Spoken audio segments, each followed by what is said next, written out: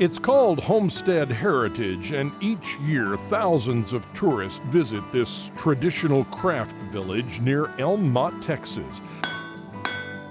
There's a woodworking studio and a spinning room, and any living history museum needs a blacksmith shop. But despite appearances, Homestead Heritage is not a museum, and what's happening here is very much in the present. Look past the gift shop and you will discover a community unlike any other in America.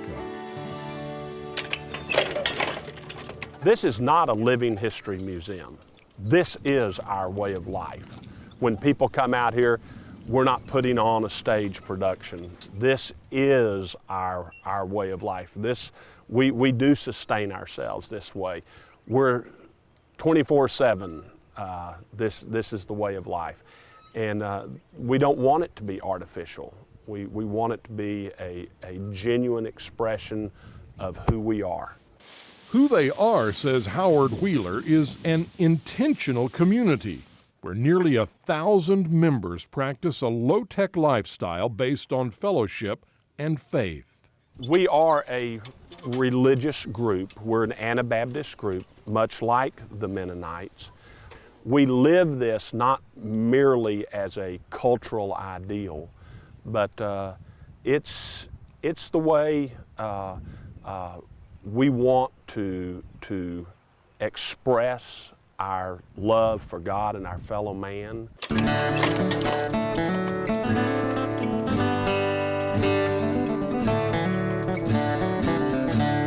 Unlike the Amish, low-tech doesn't mean no-tech. Horses do the plowing, but members own cars and trucks. The corn is stone ground, but we're betting there's a modern kitchen in the village restaurant where you can taste the fruit of this community's labor. The idea is technology in moderation. Technology is something that can control people's lives. It can come between people. People sitting there viewing something, say, on the internet, they can tend to think that they're experiencing real life. Well, what we want to do is be able to use technology, but not let it interfere with relationships or control our life.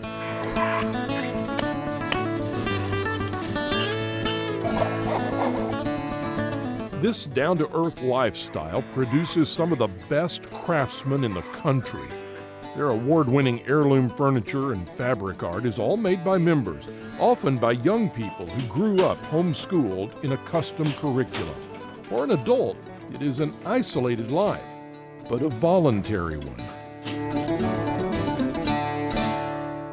There are some young people who want to go a different direction, and that's fine. We think eventually they'll come to their senses, but they are not, just because you're raised here doesn't make you a part of the community. You have to make your own voluntary decision. A lot of church groups, things like that, are bemoaning the fact that, something like close to 15% of young people really retain a commitment to their church. We've reversed that. The vast majority of our young people love this way of life, and they continue on with it. On the other hand, visitors to the farm often daydream about joining the homestead and slowing life's frenzied pace. Most leave satisfied with a homesteading class, where the only doctrine preached is proper crop rotation. The next point is planting in preferred seasons. We were able to do that this year. There's a lot of people who do come and they feel those urgings. This is what I want. But a lot of people like the taste of homegrown tomatoes, but not as many like to cultivate the garden in order to grow them. And so people have to realize the cost of this way of life.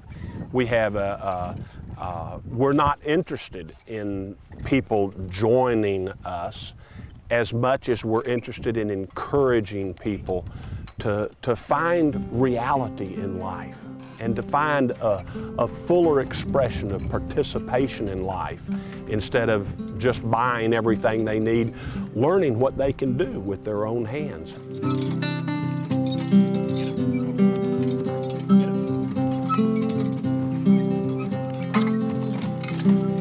got the beets. The garlic's just about ready. You can see it's turning brown. On a little green patch of Texas lives a group of people that went digging in the dirt and found something precious, something America lost a long time ago. Now they keep it quietly safe for us, sowing it into the fields and baking it in their bread. Why? Well, because it brings them joy, because someone has to keep the old fires burning. In an age of wilting traditions, the day may come when we're all taking lessons from the homesteaders. This isn't a commune. This is a community where we share our lives together, much like the early American village, where everyone knew their neighbors. Their character was revealed in their work. Everyone knew exactly what the other person was.